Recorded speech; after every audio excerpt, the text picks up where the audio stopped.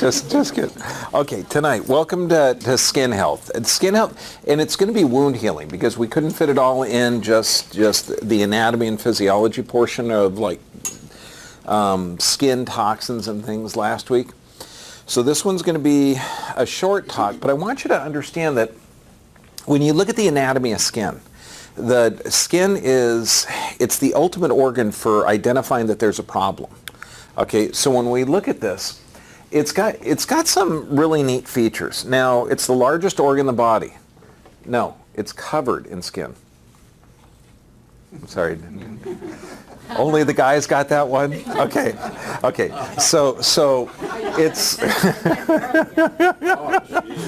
it protects, okay, detoxifies, and what they used to think is that it doesn't really protect because it's super permeable. And they found this out a few years ago where they were able to put patches on and drugs would go into the system. So they found out it's actually really good for putting drugs in the system. It stores and produces vitamin D. So does that mean that if you have unhealthy skin, you're going to have unhealthy vitamin D levels? Yeah, and when we look at this, there's no area on the skin that you can touch that there's not a sensation. Okay, so when you look at this, you're talking pinpoint areas of sensory input. Now, when you have healthy skin, you have to have healthy blood supply and healthy nerve supply. So skin issues on the all upper extremities have to do with pinched nerves in the neck or an overall dysfunction of the blood supply. Because you'll see the way the blood supplies, and a human animal's unique because we actually have a layer of fat underneath our skin. Most animals, okay, don't have that fat underneath the skin.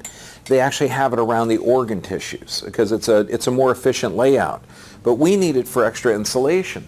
Now, if you have toxic fat, and this is why we're seeing such a massive rise in skin cancers, is because people are taking in toxic fats, such as genetically modified foods, omega-6s, foods high in toxic components.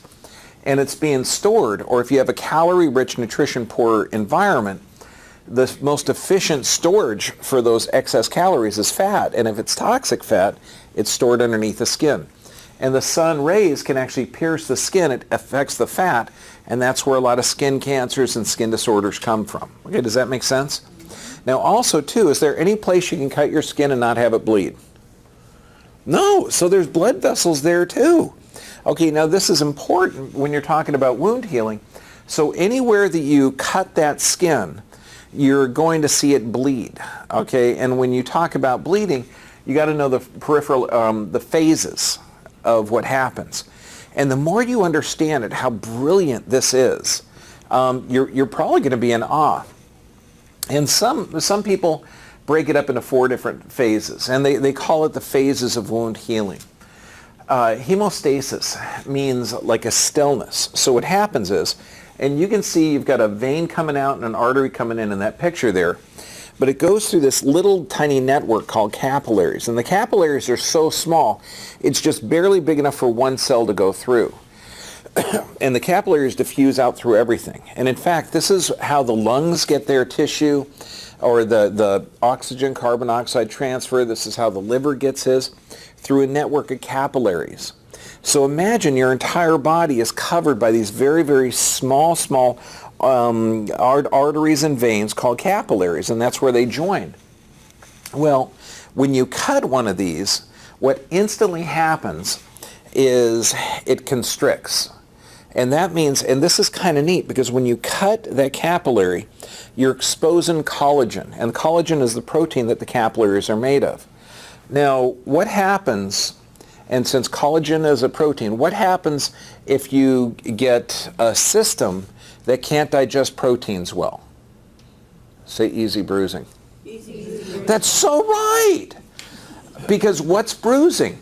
Bruising is actual tissue damage that's so powerful that it breaks those capillaries. And what you're seeing in a bruise is actually bleeding underneath the skin.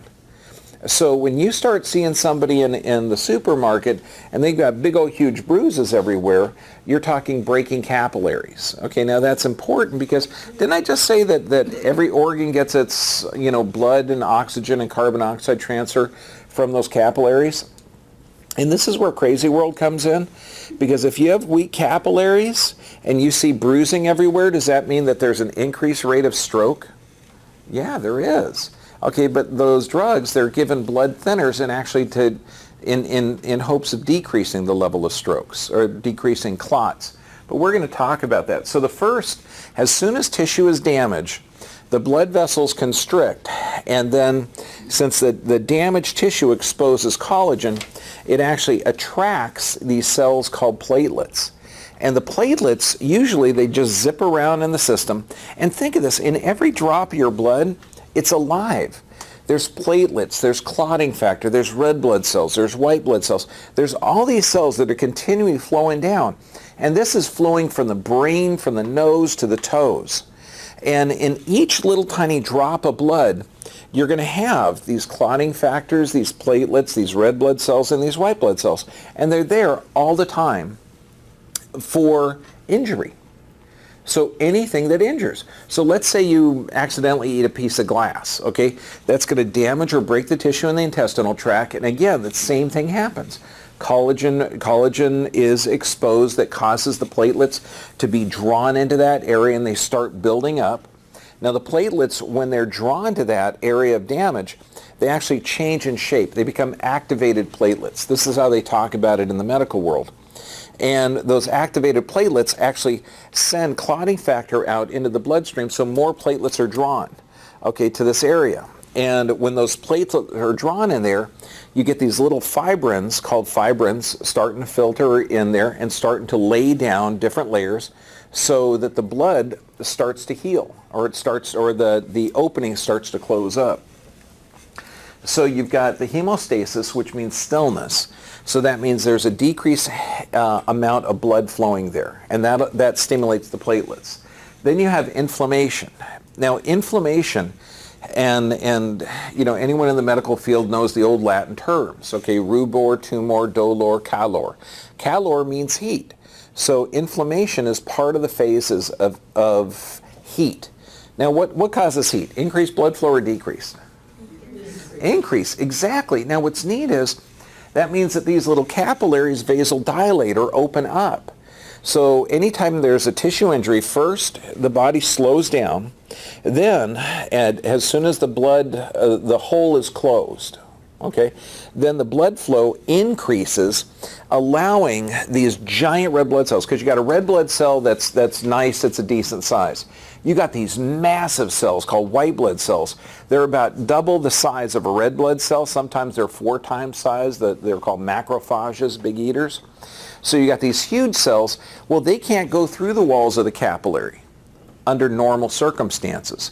But the inflammatory phase actually allows the capillaries to open up large enough to where these big old white cells, and the macrophages, which means big eater, can actually pierce through that capillary bed and start to chew up the abnormally placed tissue.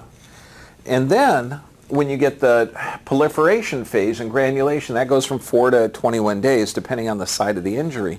This means that the scab starts to form, the fibrin starts to form, and underneath that, the new tissue goes. Has anyone in here ever cut themselves? Okay. Well, now, do you ever, if you've ever cut yourself, do you have to say, hey, don't talk to me. I've got to focus in. Or does it do it automatically? It does. And we've lost that magic, that sense of magic that the body is intelligent. And then you've got remodeling where the scars, heal up, and the body, literally does heal. Of course,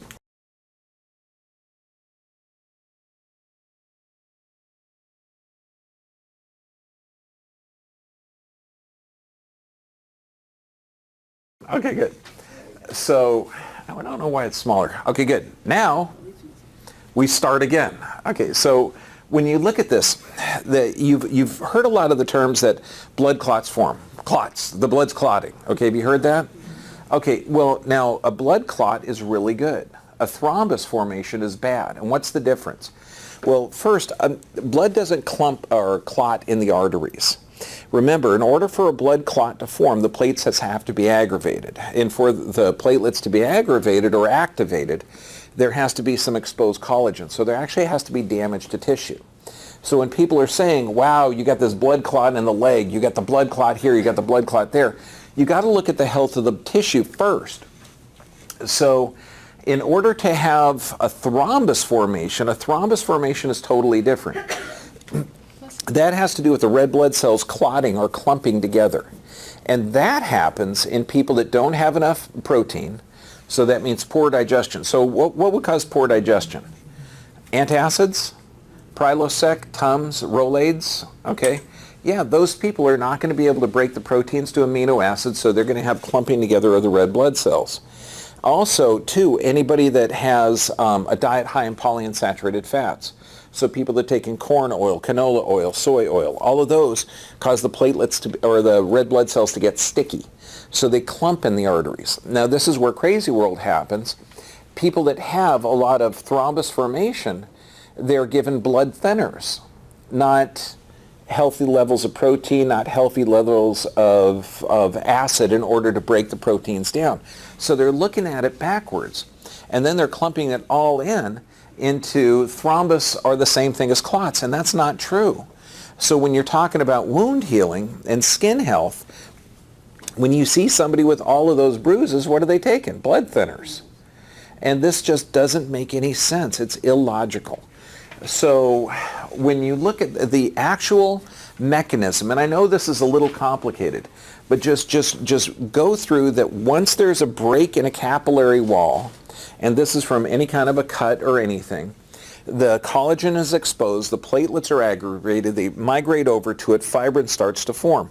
Now, what's interesting with this, the coagulation, that clumping together of the platelets cause these little fibrins to form, and they're to form the clot. Okay? And then you look at it, the red blood cells start to stick to that. Okay? And it's almost like the mortar. Okay, and the building products to close off that opening so that the tissue can regenerate. Okay, does that make sense? Now, while all of this is going on the wall of the capillary or the artery, the blood is still flowing underneath it.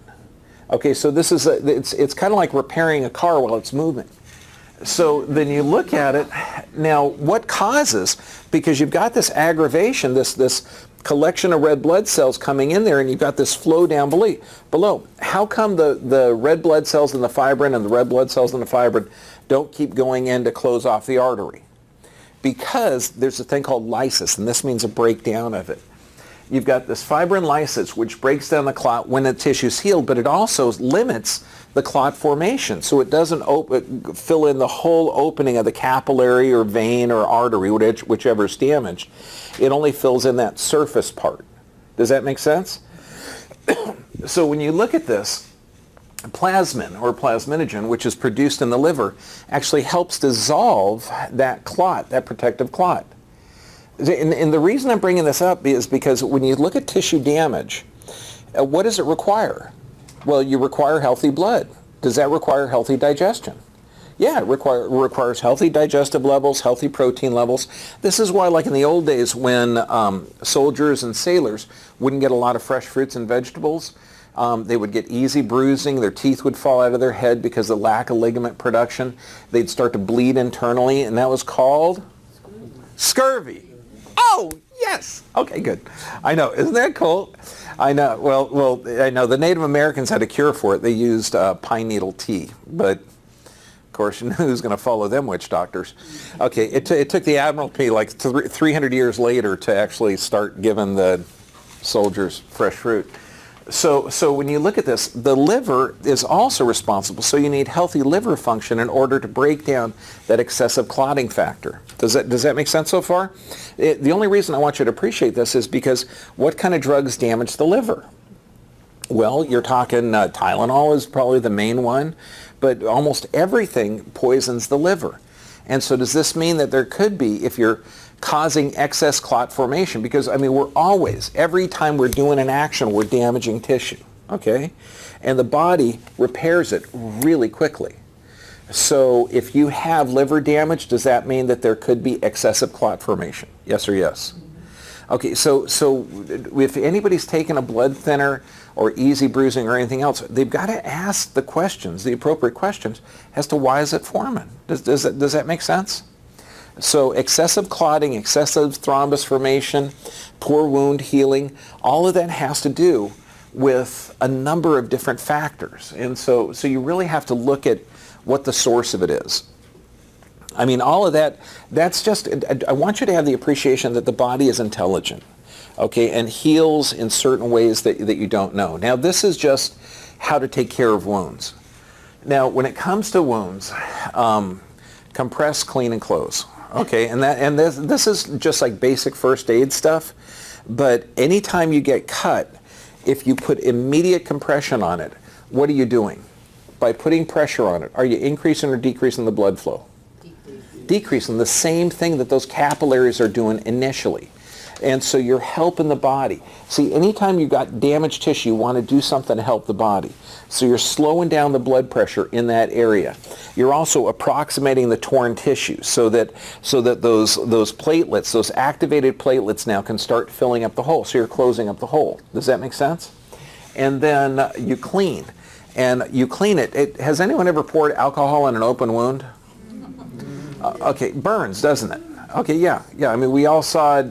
What is it? What was that Macaulay Culkin movie where he slaps the Home Alone? Home Alone. Yeah. Okay, yeah. So you don't want to slap your face with alcohol after you're cutting it.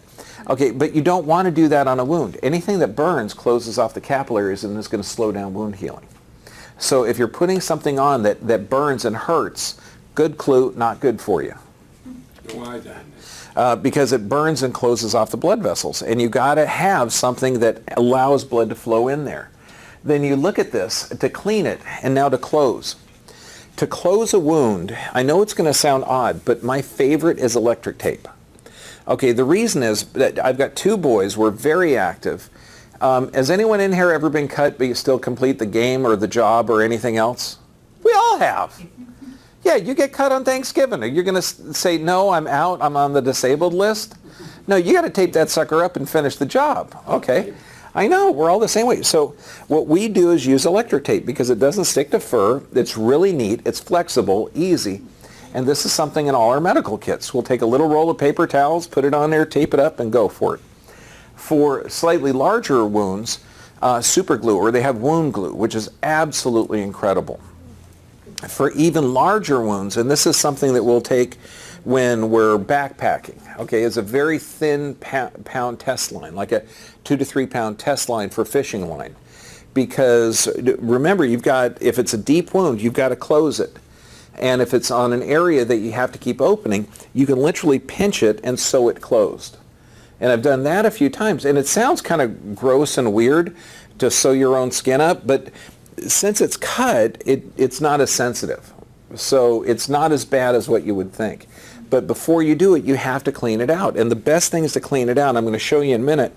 Water is just about the best one. Hydrogen peroxide is excellent as well. But water is about the best. We had one patient, he did 3 tours of duty in Vietnam. He said, yeah, you could urinate on a wound in the jungle and you could clean that sucker out. Hey, with no water and no hydrogen peroxide, that would be an option as well.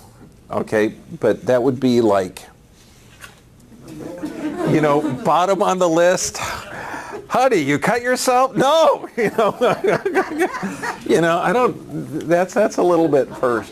Okay, when it comes to burns, you got pretty much 3 phases: sunburns, which is grade 1, blistering, which is going to be 2. And if it actually damages the first layers of skin to where you're down into you've gone through the epidermis, and the 3rd degree burn is the worst. That typically is you're going to need some type of surgical repair. And surgical repair could be just as much as approximating it and allowing it to heal. But if there's dead tissue in there from the burn, that could be emergency. That's something that you need to get help with. Now you do have cells that can go in there in these deep holes called macrophages that do tear up old tissue. Maggot debridement sounds odd, but there's a brilliance to this. If you've ever seen the movie Gladiator, and again, I'm just thinking that there's an intelligence to the planet. Flies are attracted to healthy tissue or rotting tissue? Rotting tissue. Okay, so they're attracted to rotting tissue. They lay their eggs. The maggots come out, and the maggots, what's interesting about them, and this is modern therapy now, because if you've got a wound, and let's say that same for the trash can. I actually made it on the first shelf. That was pretty good. Okay, now we start again. Maggots, maggot debridement of wounds. So when you look at this, and again, you know, I'm a big proponent that there's an intelligent design and that there's a universal intelligence of the world. But think of this. Flies are attracted to dead tissue. Their offspring only eat dead tissue. So if you have some broken tissue, some healthy tissue, they only eat the dead tissue, and they poop out a natural antibiotic. Wow. I mean, I'm just saying, that's pretty darn smart, okay? So we don't have anything that does it that well. So what they're doing, and this is all throughout the world, they're doing maggot debridement of wounds where you go in and get specialized maggots. It sounds odd, but this is out of the Lancet 14 years ago. And we still haven't found anything that's that effective. Now, colloidal silver, this is one of the greatest things that everybody should have in their emergency kit and medical kit. Excuse me. Now, for a little bottle of colloidal silver, it costs around 25 bucks. For $25, you can get 2 strands of silver, and we talked about this in our survival lecture. You can get 4 9-volt batteries and a couple of alligator clips with some distilled water, and you can make gallons of the stuff. So if you have your own colloidal silver maker, you can actually use it to preserve vegetables. You could use it to clean counters. What's interesting about colloidal silver is that bacteria can't adapt to it. Where in antibiotics, you're going to kill only the bacteria that are affected by that antibiotic. Nothing can adapt to colloidal silver. So, you know, the worst thing that you could use is Neosporin or polysporin. Those sporins are actually antibiotic cream. Now, on your skin, you've got viruses, funguses, and bacteria. And if you use something that only kills some bacteria, guess what? You create stronger bacteria. This is where the multibiotic resistant staph bacteria are coming from. It comes from overuse of bacteria. And what's the modern therapy for it in the hospitals? Stronger antibiotics. What are they going to create? Stronger bacteria. Excuse me. There's no logic to this. So colloidal silver is fantastic. Hydrogen peroxide. Again, this is brilliant. Hydrogen peroxide can kill tetanus. If you understand, tetanus is an anaerobic bacterium, which tetanus is dangerous and it kills a lot of infants, but hydrogen peroxide instantly kills it. And some of the other, anything that burns, alcohol or any other astringent like that is not good to put on a wound. But we've got colloidal silver, hydrogen peroxide, aloe, even direct heat. On some wounds, once the bleeding is stopped or some type of infection like a local bug bite, okay, spider bites, things like that, putting direct heat on it, what's heat going to do? Is that going to draw blood to the area or have it go away? It draw. And think about the brilliance of this. So if you have a localized infection and you put heat on that area, the body senses that temperature differential, so it increases the blood pressure in that area. Now, viruses, funguses, and bacteria die at a higher temperature, so you're going to kill that. You're increasing blood flow. You're increasing macrophage activity, and those are the big eater cells that are going to kill up the infection. And if it's a localized poison, you're going to diffuse that poison out throughout the body so your body can handle it.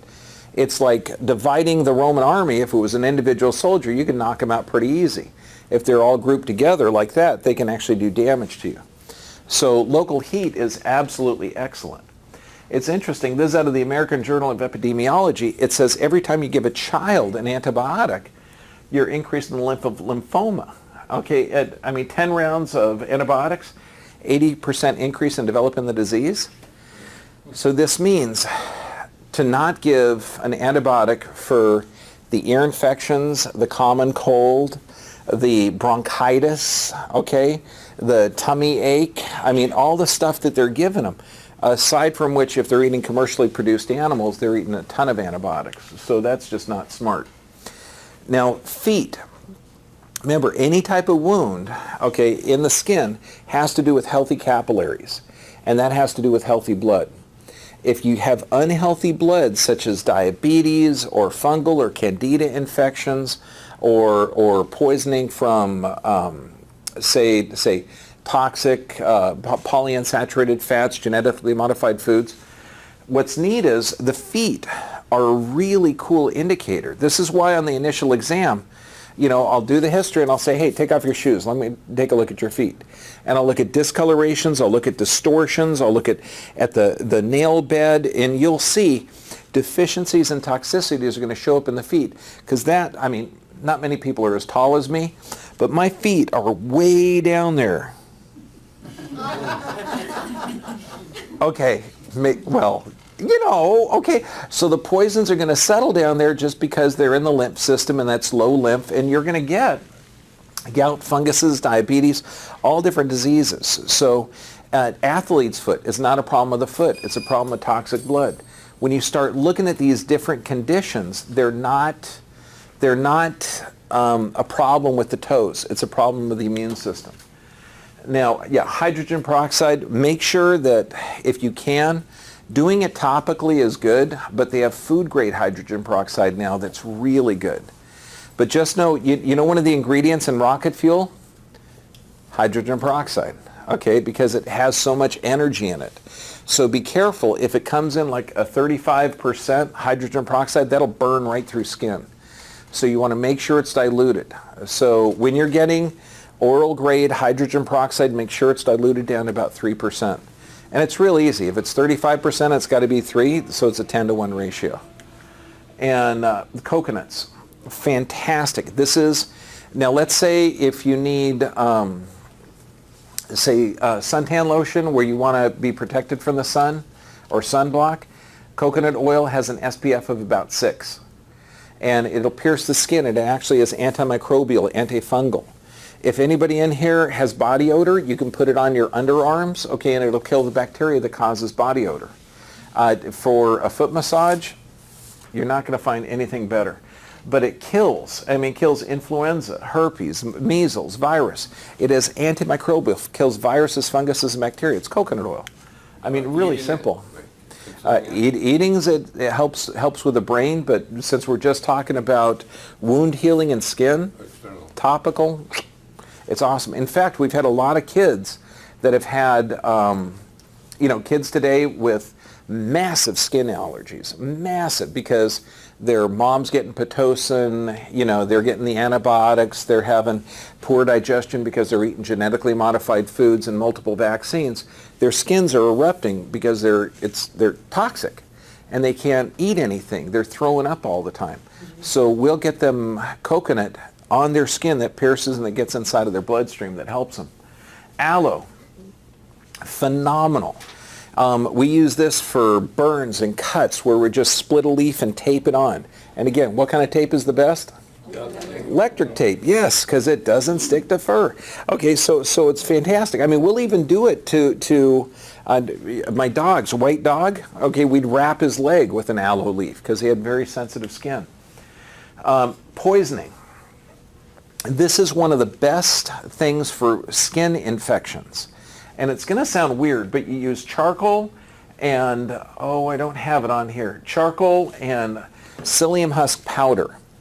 Use a 2-to-1 ratio. Okay, the charcoal, you have to open up the little capsules. But you're going to use a 2 or 3-to-1 ratio where you have 3 times as much psyllium husk powder and the charcoal, and you mix it with just a little bit of water for like the consistency of pudding.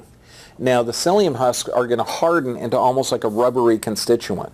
So if you put this mixture, like a ball of the charcoal and a ball of the psyllium husk powder, on top of a plastic sheet, put another plastic sheet on top and roll it out so it's about 1/4 of an inch thick, this is a poultice. Now it'll stay fresh for months.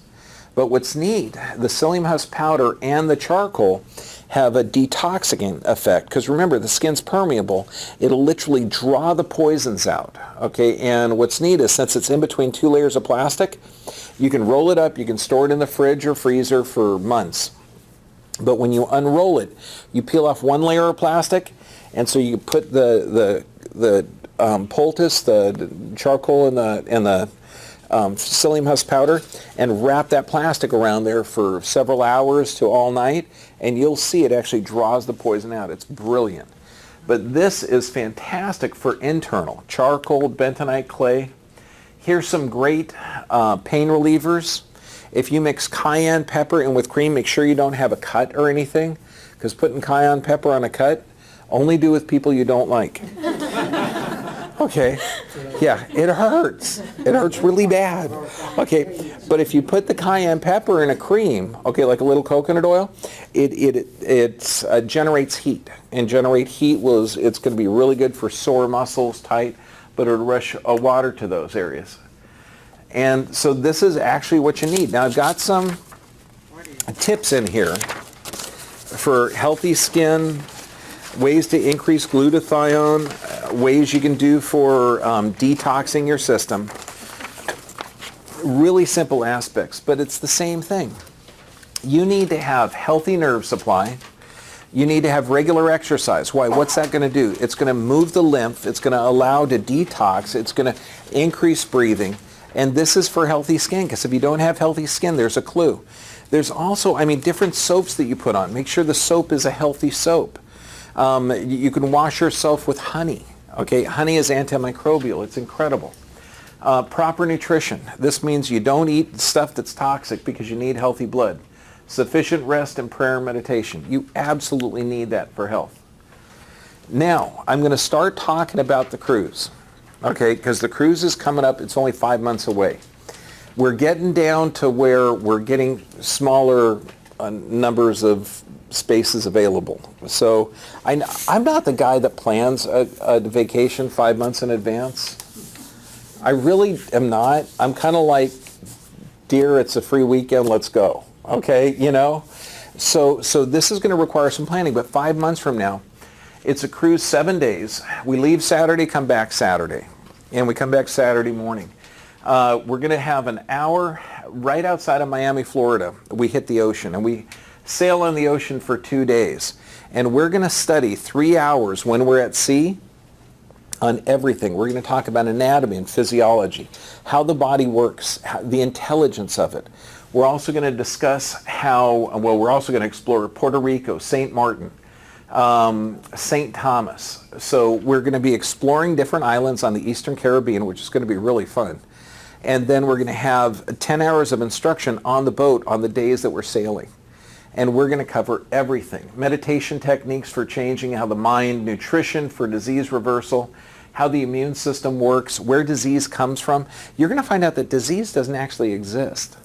We're going to do an entire health talk on this so that you're going to see how the cruise is laid out. Everyone's going to get a really thick book that explains the anatomy and physiology that you need to know. Okay, it's going to talk about not just skin health like what we're talking about now, or joint health, or how to reverse arthritis, or the mindset and meditation techniques required for that.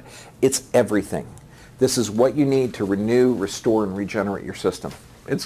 Plus it's going to be fun. I think it's going to be fun. If you got a choice to be on a cruise, that's going to be fun. Now, all of these are available on our owner's guide. Okay, all the slides, everything. So I encourage you, if you're a patient, you get it for free. If you're on the internet, check it out. Okay, now next week, we're talking about vaccinations. Okay, and this is going to be fun. Back to school vaccinations, what you need to know. Wow. Yeah. So thank you very much.